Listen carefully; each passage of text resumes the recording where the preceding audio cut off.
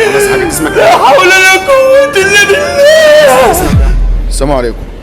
اللي ساعة بتعمل الباشا. يا ابني بالصور ايه يا ابني؟ احنا يا حاج برنامج مسابقات، ولو جاوبت معانا هتكسب معانا الفلوس دي. يا عم فلوس ايه يا عم؟ معايا الستر والفلوس كتير هنا ايه؟ ماشي يا حاج، ما دي مالهاش علاقه، ربنا يزيدك، دي برنامج لو جاوبتنا هتكسب معانا.